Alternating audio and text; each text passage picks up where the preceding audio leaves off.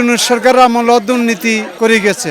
আওয়ামী লীগের আমলে মালের দাম বাড়তে থাকলেও মাগার কাম কাজ হচ্ছে। এখন মনে করেন 200 টাকা দিয়ে ওই চলাফেরা করা যায় না। মাছ মাংস তো কিনতে পারি না, শাকসবজি কেনার তো তৌফিক নাই। সমস্যা, জিনিসপত্র কিনতে পারি না, যেইটাই কিনে এইটাই দাম। মাছ মাংস কিনাম কি দিয়ে? আমি রাত 3টার সময় নামি, এই যে 12টার ঠাউন তো থাই 7টা 8টা 9টা করে হয়, খাই দিয়ে এইবার আছে 5-6 করে থাই। আমার আল্লাহ যা দেবো এই কামনা করে। আমার 2 ছেলে 1 মেয়ে সব কটাই পড়ে। জিনিসের একটু দাম বাড়ি গেছে, তারপর অতিরিক্ত মিনতি চাপ, মানে ইনকাম একটু কমে গেছে আর কি আমার। তা যাক, আল্লাহ খাই দিয়ে 5-6 করে থাই।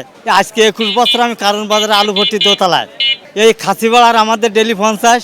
যে পরিমাণ বেতন এই পরিমাণে পোষাইতো না। বাজারের পরিস্থিতি খুব খারাপ, বেচা কিনা নাই, আমাদেরও কাম কাজ নাই।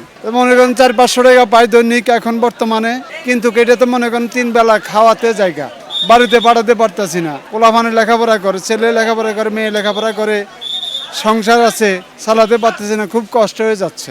আগে সরকারের দুর্নীতি করে যা গেছে, ইউনূস সরকারের আমলে দুর্নীতি করে গেছে, দেশটা একদম নিচে নামে গেছে। এখন আমরা দেশের উঠাইবো কেমনে, দেশ চলবো কেমনে, খুব একটা টেনশনে আছি।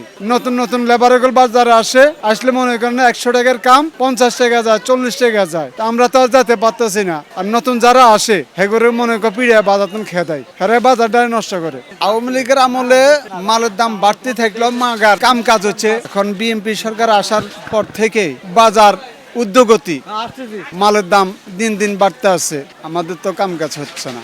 আগে 100 টাকা দিয়ে কোনো রকম চলাফেরা করতে যাইতো, এখন মনে করেন 200 টাকা দিয়ে ওই চলাফেরা করা যায় না। আগের চেয়ে 2 গুণ কমে গেছে। যে কিনতাম 5 কেজি, হে কিনে এখন মনে করেন 1 কেজি দিয়ে 2 কেজি। ওই যে বছরে মনে করেন কোরবানি দিয়ে গরুর গোশত যা কদ্দুর আল্লাহ তৌফিকে মিলা খাই, ওইটার উপরে সই। সব জিনিসের দাম বাড়তে আমরা ফুটপাতে সেভাবে বেচতে পারি না। মনে করেন যে জিনিস হইল ওই মানে কতক্ষণ বেশি, তারপর ওই মানে আসল দামে বেচন লাগে। এই তো কষ্টর জীবন যাপন আর কি। মাছ মাংস কিনাম কি দিয়ে? আগে যেমন 500-700, এখন আরো কমে। সমস্যা, জিনিসপত্র কিনতে পারি না, যেইটাই কিনে এইটাই দাম, বেচতে গেলে সস্তা। আগে মনে হয় খাওয়া খাচ্ছি 700-800 টাকা আছে, এখন মনে হয় 400-500 এরকম বাঁচতেছে। সংসার চালানো কষ্ট, বাড়িতে বাপ মা আছে, ভাই বেড়াদার আছে। বাজার করি টাকা বাড়াইছি, বাজার আর আগে তো বাজার করবো কিবা করিয়া, আগের মতো তো আর হয় না। সব দিন দাম বেশি, হাতে গুলিতে টিয়া ঘুরা যায়, বাঁচা পরামুখী দিয়া। আর তেমন বেশি না, মোটামুটি কোনো নিজের চলি আর কি। এরকম বেকার মানুষ, দেশের বাড়িতে কোনো কাজকর্ম নাই, ঢাকাতে এসে কোনো কাজকর্ম খাই আসি, কোনো মতে খাইলে চলতেছে আর কি, বাঁচতেছি। ছুটি ডাইতে ঘরের থেকে কাজকর্ম করে খাওয়াটা অনেক ভালো আর কি, তার জন্য কাজকর্ম করে খাই। মাছ মাংস তো কিনতেই পারি না, শাকসবজি কেনার তো তৌফিক নাই। ইনকামের থেকে একটু কষ্ট হচ্ছে, আগের থেকে একটু কষ্ট হচ্ছে দিতে।